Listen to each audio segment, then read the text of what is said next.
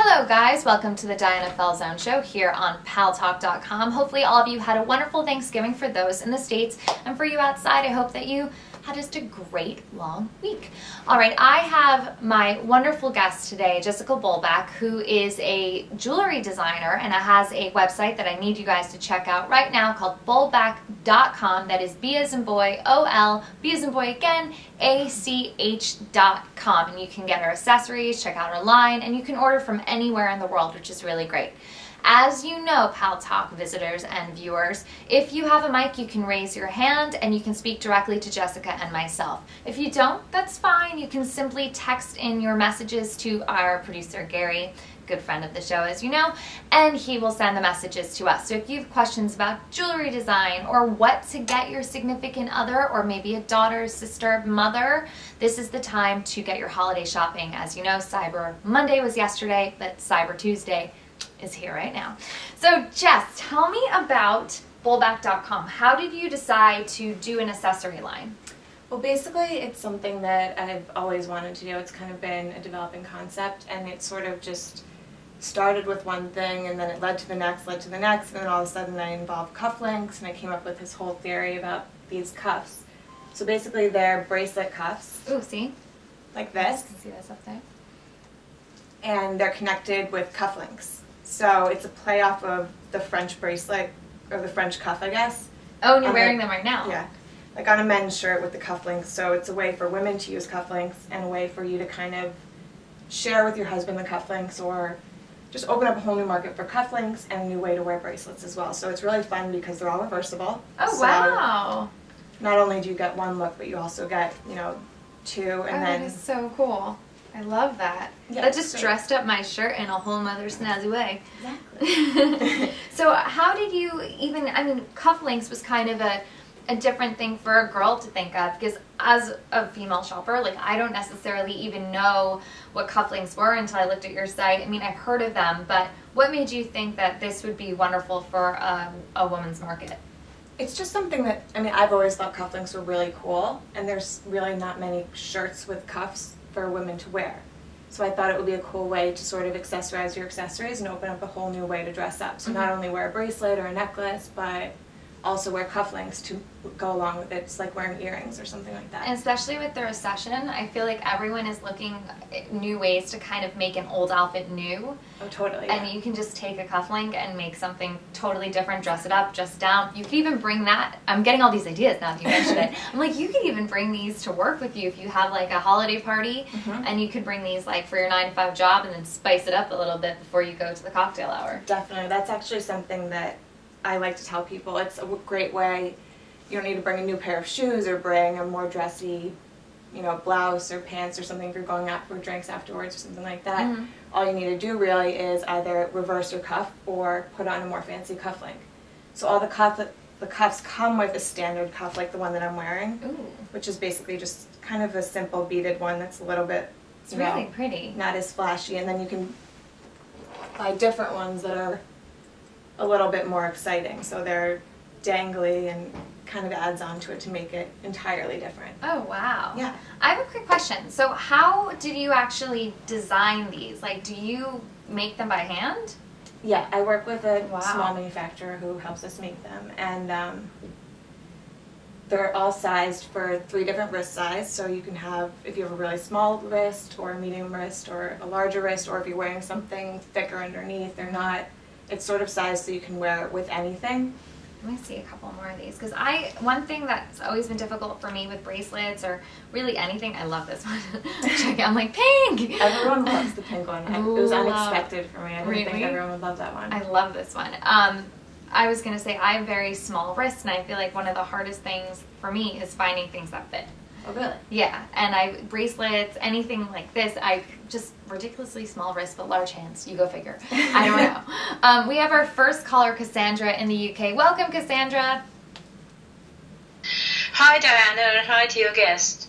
I'd like to ask, is there a strong Native American influence in your designing? I've just taken a look at your website, and there are, you know, certainly the necklaces. And what other influences do you have on your design? Thank you.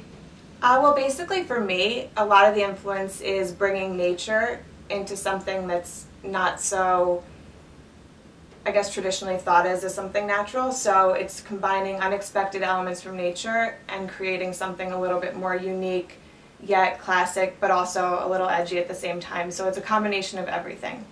Wow, that's actually interesting. Which is also why I use things like snake and alligator and different things that are really natural and combine them with things like beads and more accessories type things. Mm-hmm. And do you actually, when you design this, do you get a sketch pad and just kind of work from there? No, I don't use any sketches at all. Really? No sketches. So how do you just jump in there? Because I'm somebody that has trouble making a stick figure. Yeah, it's weird because actually in college I wanted to do fashion design and I really had no ability to draw. So it was just not an avenue that they were even willing to let me explore. Really? Yeah, but for me, I just I'm really visual, so if I get materials I can just sort of create it with my hands and there's no drawing involved. So instead of sketching something out, I kind of just take it and feel it out and make it, and then... You're very tactile. Yes, and then have it produced. So. Kind of like a sculptor in a way. Yeah, kind of. Yeah, when you think about that. So these are, I was just going to ask too, with everyone being so PETA aware and worried, do you feel like that's something that you're concerned about with your line, or is it nothing that you... No, I mean, everybody can have their own opinion. They can choose to participate or not participate. I mean, in my opinion, it's combining things from nature, and it's just a natural thing that happens no matter what. Right. So I think it's a beautiful way to kind of bring in things that happen and reuse them and make something new out of them. I don't see anything wrong with it. They are beautiful, and you can tell the quality. I think a lot of the time, like if you go to a smaller accessory store that's maybe franchised, you don't get the detail or the nuance in things. And with your line, Bolbach.com, I feel like even just feeling this, you can feel that it's made with high quality. Absolutely, and that was something that was really, it really did smell great. It does. It smells really good. That was something that was really, really important to me when I was making these, and I've gone through rounds and rounds and rounds of revisions, and the smallest details changing, and the sides of them are painted, and they're matched to paint. The paint's matched to the skin or the leather, depending on the design, or in this case, I didn't use any skins, but I just used, again, it's sort of like a Native American type feeling. But it's just, they're all really well put together, and they're all thought out extremely hard. I mean, I spend a lot of time revising and making sure everything's perfect, and I'm sort of a perfectionist when it comes to it. But I think it pays off, and I think it really shows when you're wearing it. Yeah, no, I think so. I was going to ask, too, with becoming like a small business owner and an entrepreneur, what's the business aspect? Because we have a lot of Paltalk viewers that are probably looking at what you're doing and go, well, I've always wanted to design accessories or shoes or handbags. I think every girl does. Yeah. So how were you able to make your idea a reality? Well, for me, as I said, I went to Syracuse, and instead of fashion design, I went into entrepreneurship. Okay. Which was kind of, in my head, the opposite of that, but a way to get there. So this was my whole goal and my whole kind of journey behind it. And then, so I learned about entrepreneurship, I learned about starting a business, but obviously, I mean, what you learn in the classroom is not the same as what you learn when you actually do it. Right. So I had a few things that I'd learned from schools, like the basics, but I really just made them. I started out, I brought the idea to a tailor, and I said, can you make me this? And I showed him on my wrist, and he made one. It wasn't very good at all. It wasn't something that I would be here with today. But that was the start of it, and from there I Googled a lot. I talked to everybody that I could about it to see who they knew, what suggestions they had, all those types of things. And it kind of was just a natural evolution. It sort of just happens. And it's really not difficult at all. There's just a few simple things you have to do, like you have to incorporate yourself or legally become an LLC or sole proprietorship, whichever. Is that by going to like a lawyer or something to become get LLC? Yeah, you can go to a lawyer, but a cheaper, easier way to do from your home is through obviously places like LegalZoom and things like that, which makes it really, really simple for you. And good to know. They actually are willing to get on the phone with you and walk you through it. So it's kind of like they help you out a lot, and that's a huge part of it. Getting those sort of paperwork type things done. Right, making sure that you're intellectually protected, because I mean, obviously with Right. your designs, you don't want someone else going, well, I'm going to start Bolbach.org and I'm going to Right. have the same thing. So you really want to make sure that your ideas are coveted and protected and patented. Absolutely. See, those are great. See, that's why I like to ask people who are entrepreneurs, who are designers, how they go about it, because you see things like Rachel Zoe on TV on Bravo, and you're like, well, how did she go from Rachel Zoe, the girl who was a stylist to the stars, Right. to like this entrepreneur empire? And it starts with an idea, and obviously you have to have follow through. But I like that you got your degree in entrepreneurship and did a business avenue first, and then brought in the creative. Yeah, it's definitely important. Yeah, because I think a lot of the time you have creative types who just don't know how to be business minded or savvy, and they get taken advantage of. Like all the musical artists you hear about who sign a bad contract. This way, you're like eyes wide open. Yeah, I mean, there's still obviously things that I've been like totally clueless about and made mistakes, a million of them, but it definitely helps to kind of have both aspects on board so you can sort of level out the crazy creative mind with, okay, this is a business, we need to, you know, figure this out, actually it's not going to work, you know, Right. things like that. So there's definitely two sides of it, and it's a fun process. It really is very enjoyable. How does one get their accessories into a store? Because I know that on your website, bolbach.com, you have a list of where people can actually go and purchase, like their websites or actual physical stores that you can go, like brick and mortar for them. How did you do that? Did you just knock on doors? In a sense, well, I started over the summer, I guess, in Quogue in Long Island, and a woman there opened up a store, and she offered for me to put some of my jewelry in the store, which kind of started the whole thing. So that was something that was sort of just luck, and was a really great thing for me, and started the process a little bit more, and gave me some confidence to be like, okay, I can do this. And then with the other stores, pretty much just talking to people, wearing them everywhere I go, and it's really truly our conversation piece. If you wear them, people will stop you and say, what is that? Yeah. I love your shirt, and then you show them it's actually not a shirt, it's cuff, and then it's a whole conversation piece. So it's really, really fun to talk to people about it too. Yeah, I was gonna say as well, like Jess doesn't just do these beautiful cuffs. There's also a whole line of necklaces and jewelry.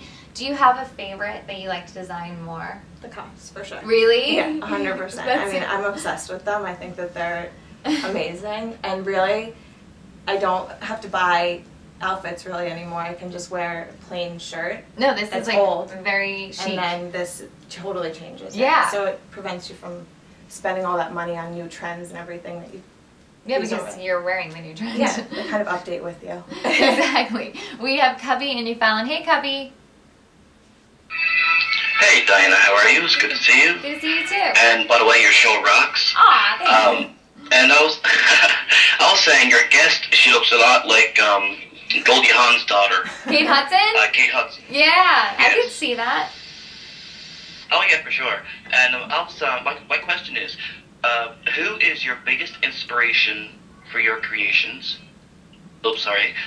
Who is your biggest inspiration? And I can certainly see either Goldie Hawn, Katharine Hepburn, rocking those couplings, going down the red carpet. So who was your biggest inspiration for all your creations? Nice. Good question. That's a good question. I'm not really sure who the one person would be that would be my sole inspiration. I mean, I love a lot of the people who kind of mix and match different styles together and don't go one avenue and that's it. So, I mean, obviously people like Rachel Zoe, she's got amazing style and she really does mix a lot of things. She's someone who wears really simple things, Yes.